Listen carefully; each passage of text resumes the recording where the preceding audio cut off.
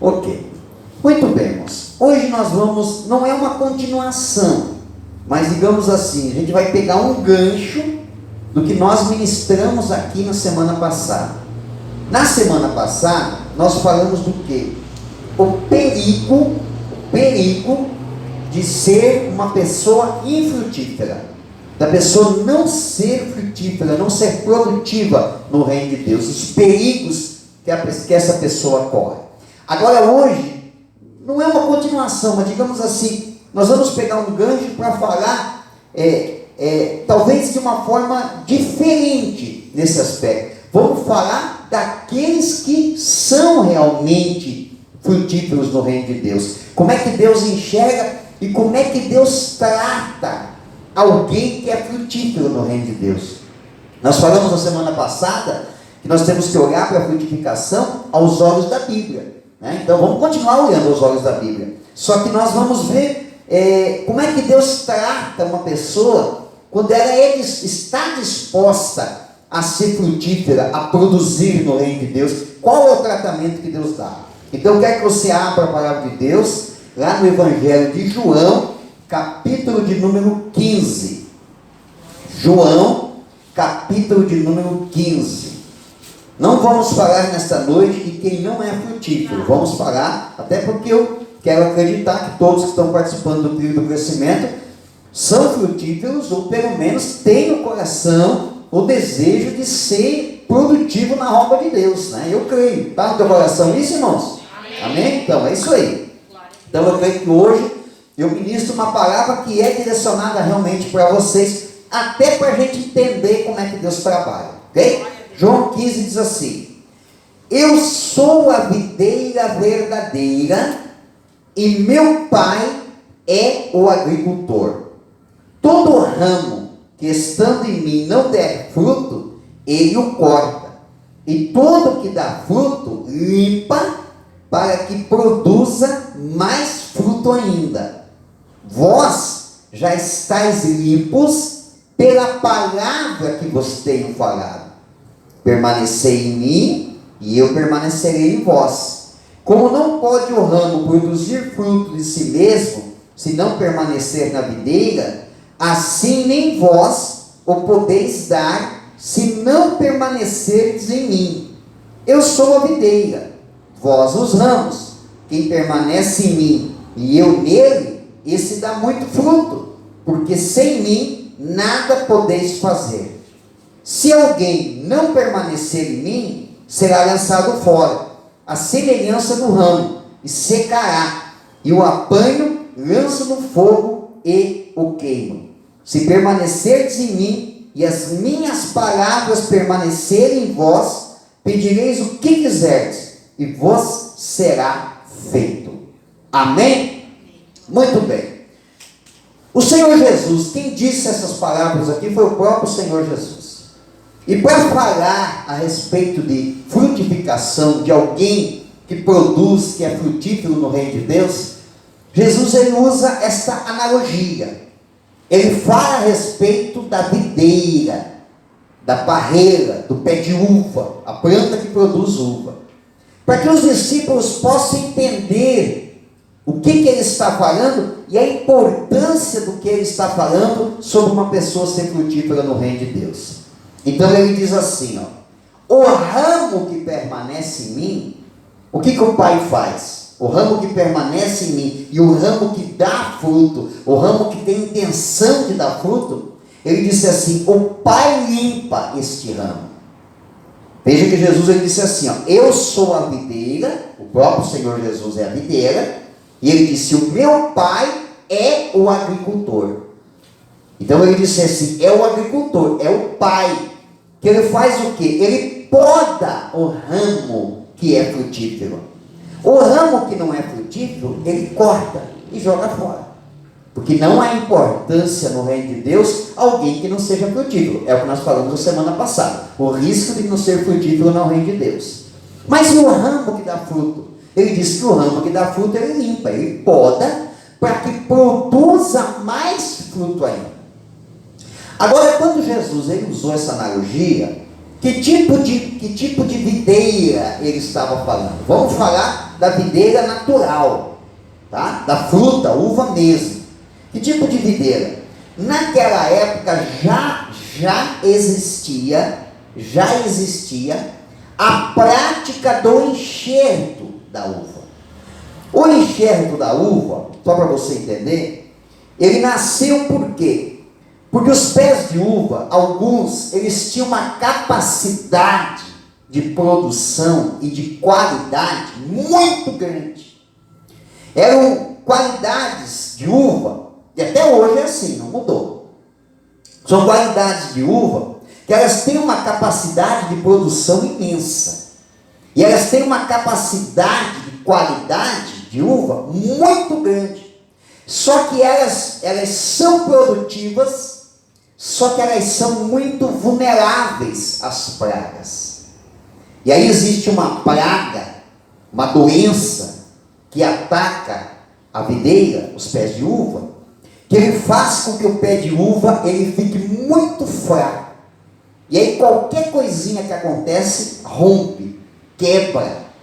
Ele acaba quebrando o galho da barreira e aquela praga, ela infiltra no pé da barreira e faz com que aquele pé de uva, ele não produza mais.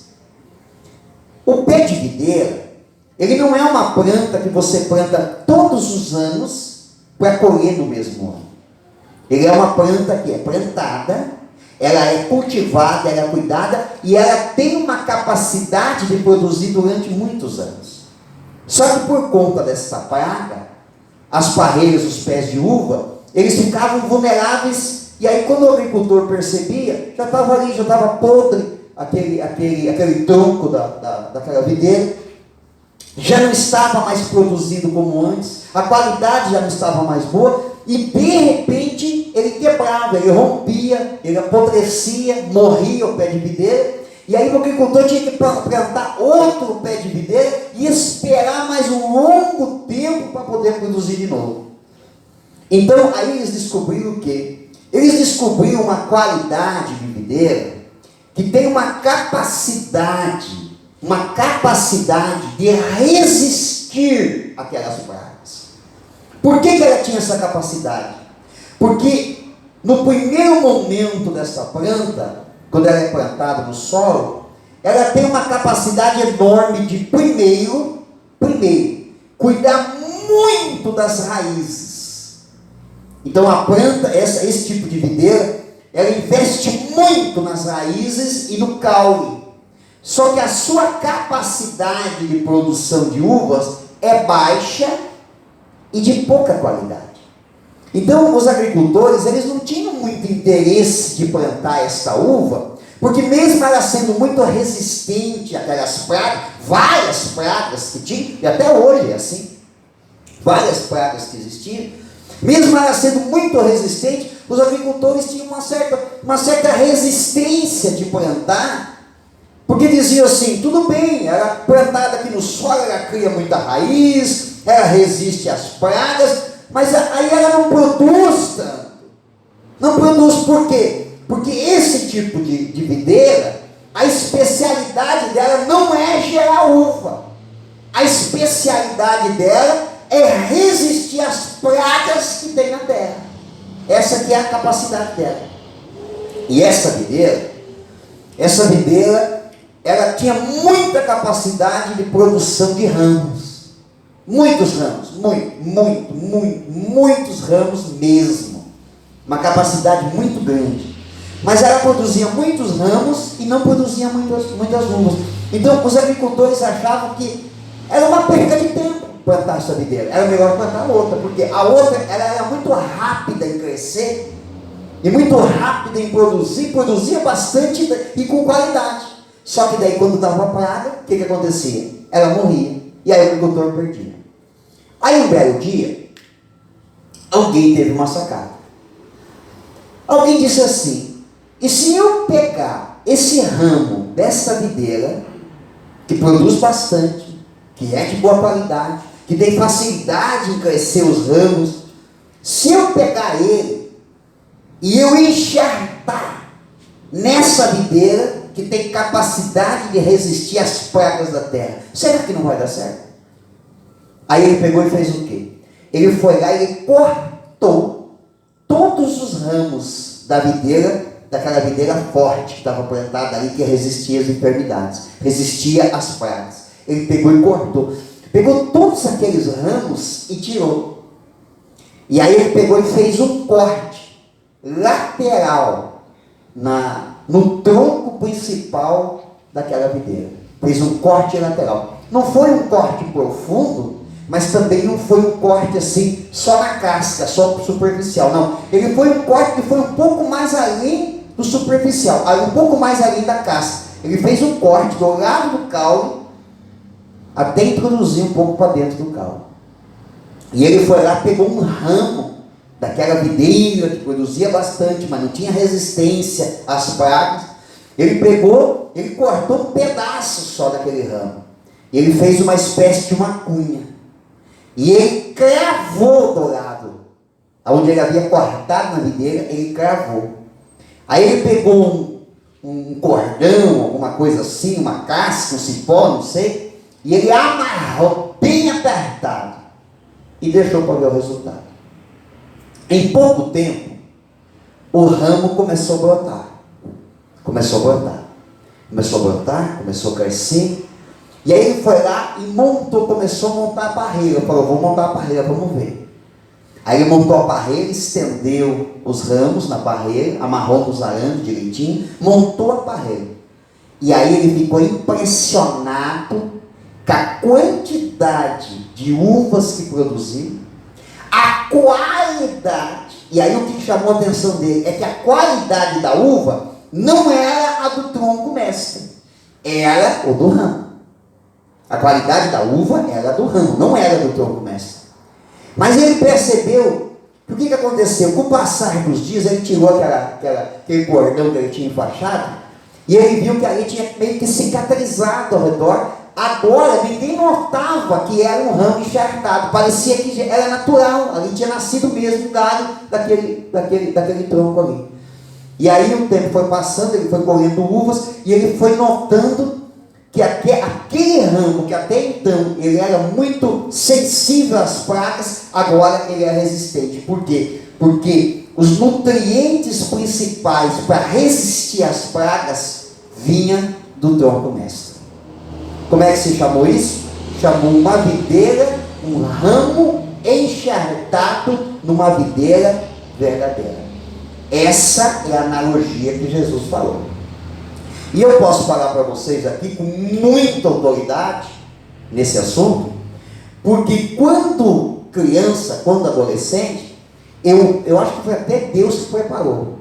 Eu ajudei o meu pai nesse processo que eu estou contando para vocês. Eu vi o meu pai plantou a videira verdadeira, plantou o tronco, né? Nós cavamos direitinho, preparamos o terreno, ele plantou.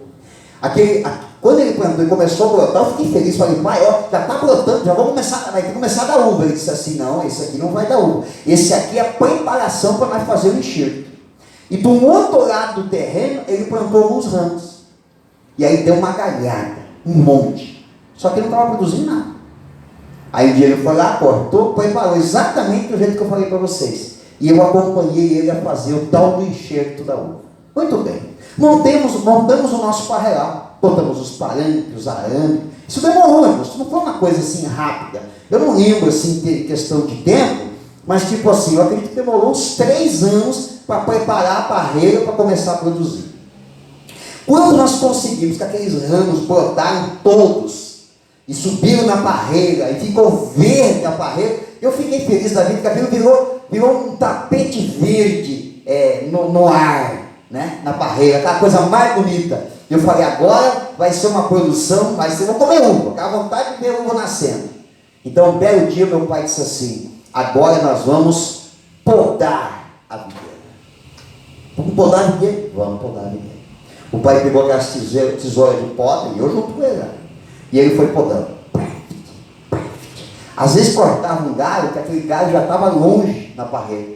E ele dizia, puxa isso aqui, tira fora. E fomos tirando. O chão ficou forrado de galho. E eu olhei para o pai e falei assim: pai, eu não estou conseguindo entender o que o senhor está fazendo. Demorou todos esses anos para crescer. Agora está cheio de galho, pronto para produzir. A maior parte já está tirando. O pai disse assim: não, vem cá que eu vou te ensinar. Preste atenção. Aí ele foi me mostrando. Está vendo esse galho aqui? Ó? Esse galho tem indícios de produzir vários cachos de uva. Agora, olha o tamanho e olhe como ele é contínuo na espessura do ramo. Quer dizer, ele foi crescendo de forma uniforme. Aí dizia: agora olha esse outro para você ver. Como ele está comprido. Mas olha como ele não tem sinais que vai nascer cacho de uva. E olha como ele está muito comprido. E bem, vai afinando. Ele disse assim: esse galho de uva vai produzir pouca uva. Ele só vai ficar roubando a seiva da videira. Esse para nós não interessa. Vamos podar.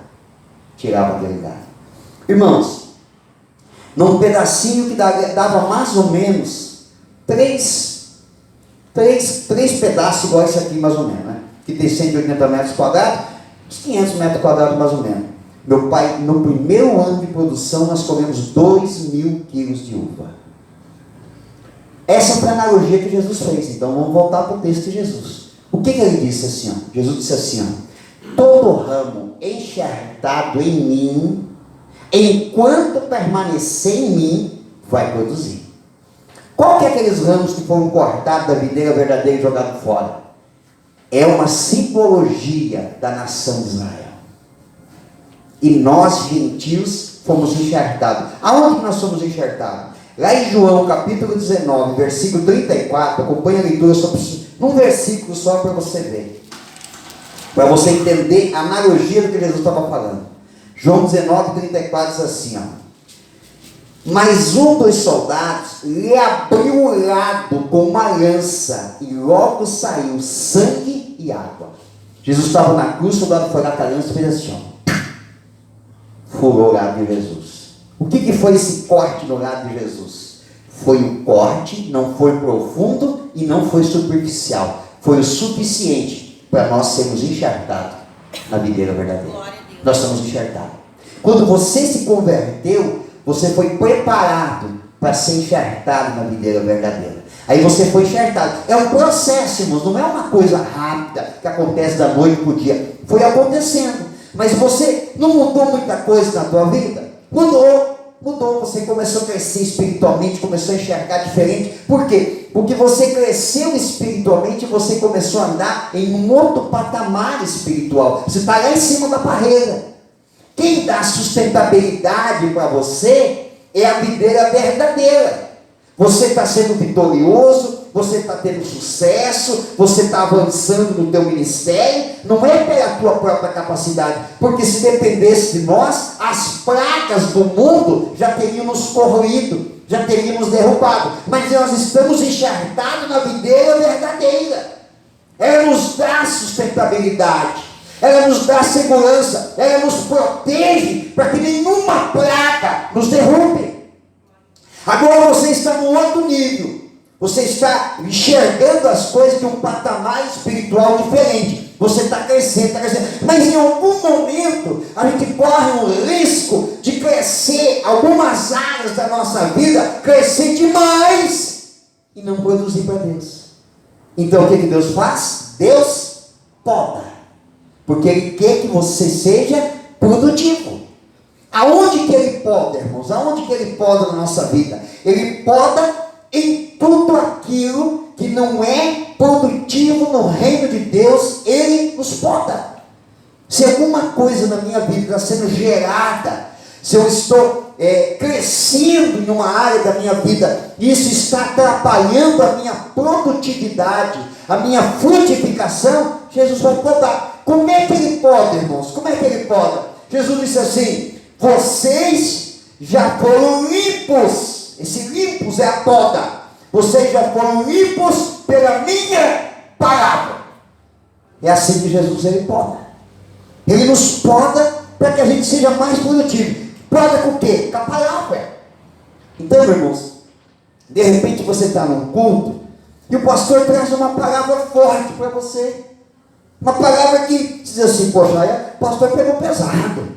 Pastor falou de uma coisa que tocou em mim.